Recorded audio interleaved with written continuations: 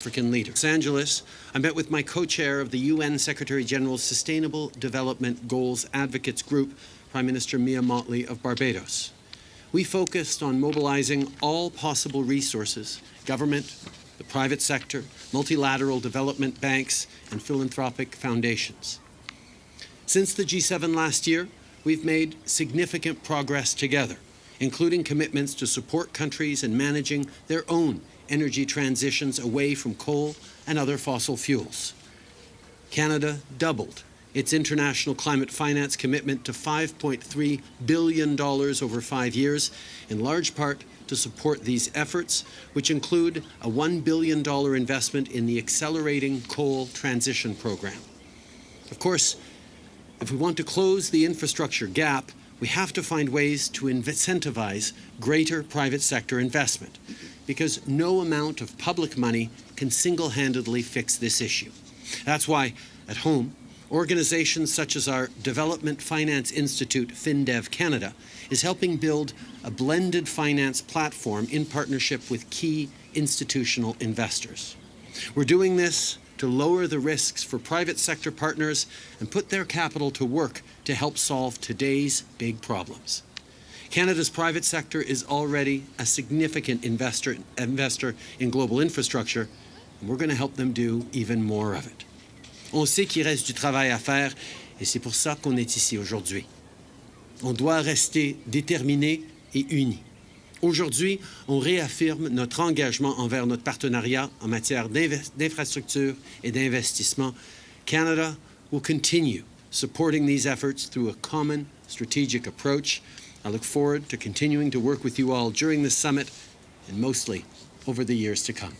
Merci beaucoup.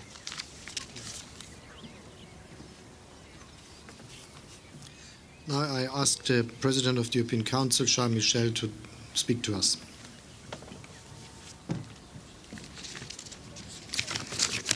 Thank you, dear Chancellor Olaf Scholz. Thank you, dear President of the United States, for organizing this event.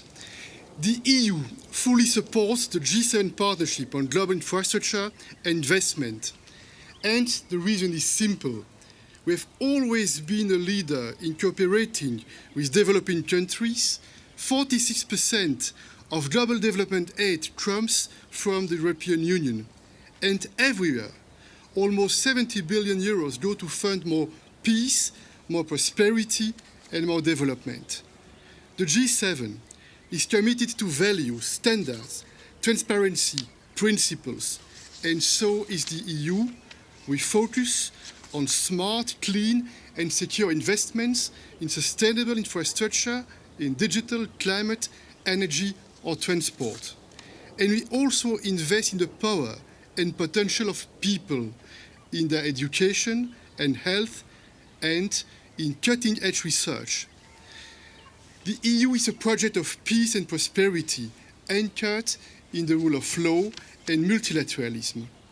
We rally our partners around high standards of human, social, and workers' rights, and our G7 partnership wants to drive forward infrastructure that's sustainable, inclusive, resilient, and high quality in emerging markets and in developing countries. For instance, with investments in vaccines and medicine production, notably in African countries. Multilateral development banks will play a catalyst role in mobilizing private capital along with our public support. The European Union is moving forward with our Global Gateway initiative.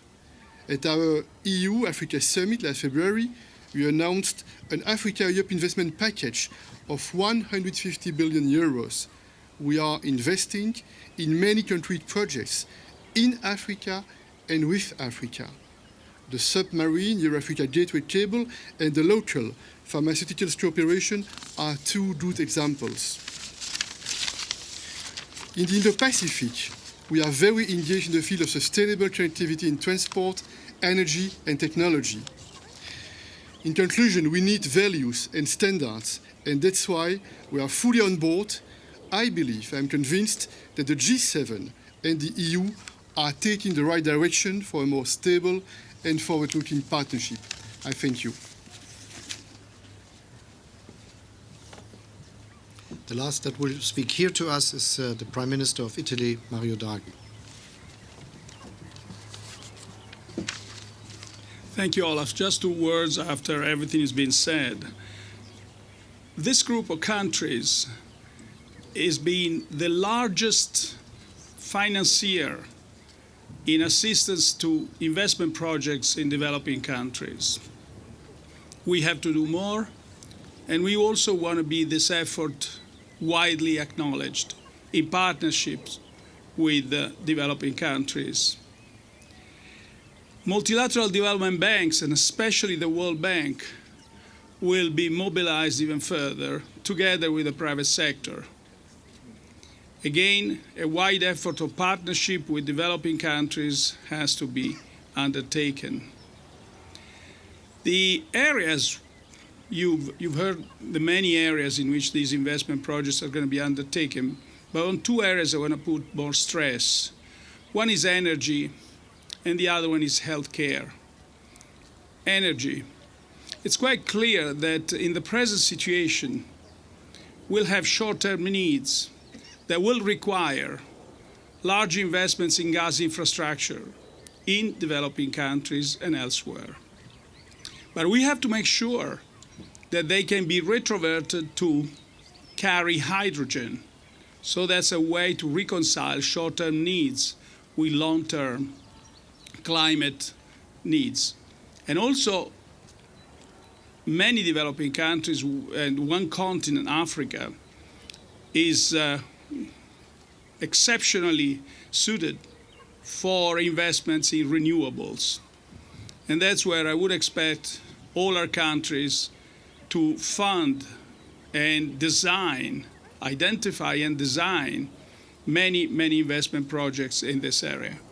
On vaccines, again, this group of countries being the European Union and the United States has been by far the largest donor. This group of countries, including Canada and Japan, by far the largest donors of vaccines. And we'll continue many initiatives in this field. But now it's clear that more is needed, namely to enable African countries and other countries to produce the vaccines on their own land, so that the vaccine could be readily available to their people. Thank you.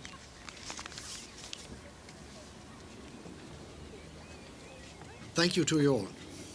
President Biden, has the Rome decision come up in your meetings?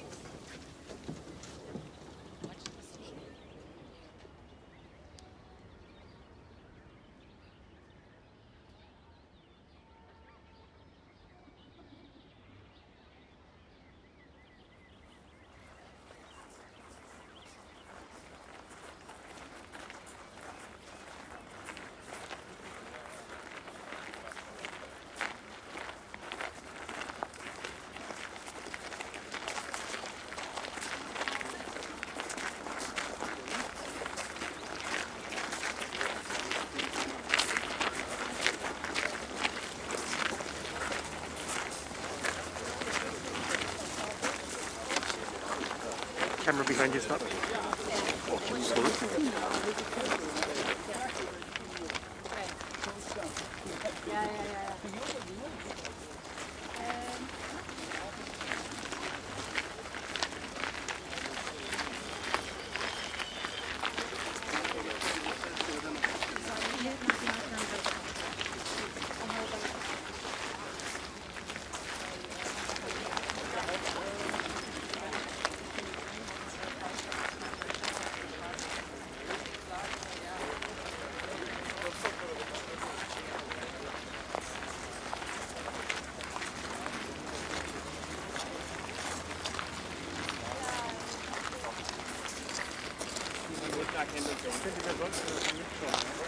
Ich schon, ja.